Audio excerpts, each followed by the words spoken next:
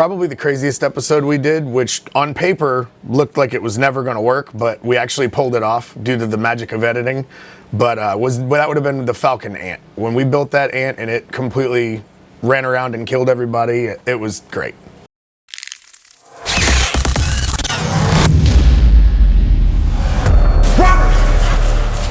Robert!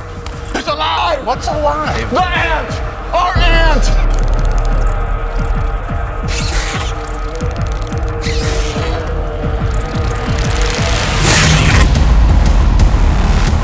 Do you realize what you've done?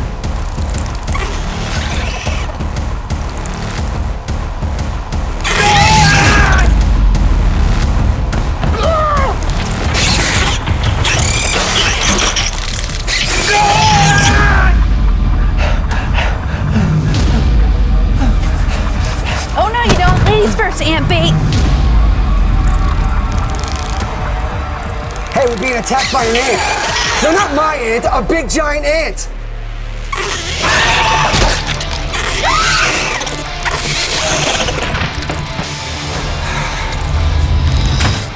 Oh shit, I'm gonna need a bigger can. That's not a noise. Robert and Rene definitely did awesome on that. It was pretty crazy because I had to give them slices of different angles for this 3D ant. We had a very specific footprint in which this thing was supposed to be in. And if you look at an ant, they're a lot wider than what ours was. So I had to break this thing apart by segments and put it all together.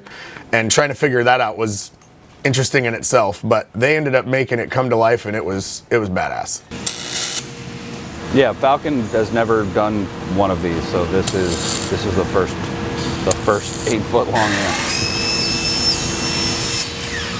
I always tell them that I can build anything, just give me a picture, but I don't have any specific job experience or training in ants. I don't think there's a class you can take for that anywhere, training, nothing. That's gonna end up too wide, but I'll change this one. I just want them to end up where they're close to where they're supposed to end up. After a certain point, I'm just going to use round tube. So I'm just going to use round, kind of flatten off the feet, and then I'll weld it, plug weld it up inside. Got the legs completely finished. Got the frame made to attach it to the top of the sign. So today I'm starting to wrap all the legs and the body with the HDU. I'm done. As far as the construction of it, it's completely done. You think it came out better or worse than you thought? It's what I was shooting for.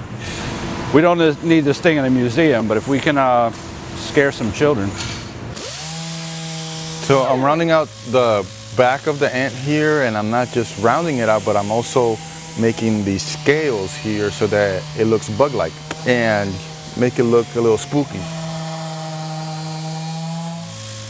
So I got this side, I'm pretty happy with it, and I got it to look how I wanted it to look. I really like how this looks right here, right? Because of the scales and everything and the shape of it. And I like how the body is really thin right here. But my favorite thing is the legs. The way Robert built it, he did it all different, and me adding like the shapes, it almost looks like it could walk.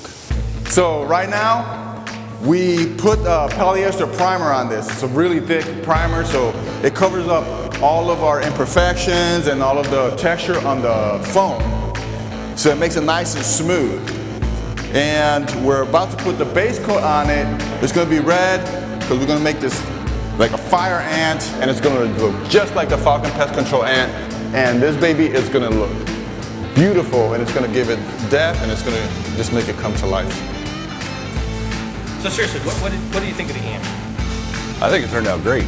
I mean, my side, the fabrication side, I knew was solid. You know, I knew what I was shooting for with the foam and all that kind of stuff, but when I sent it to Rene, it looked pretty rough. But Rene did a great job carving it. It looks like an ant. Thanks, buddy. I didn't know how he was gonna do it. I had questions of how the legs were gonna be, especially.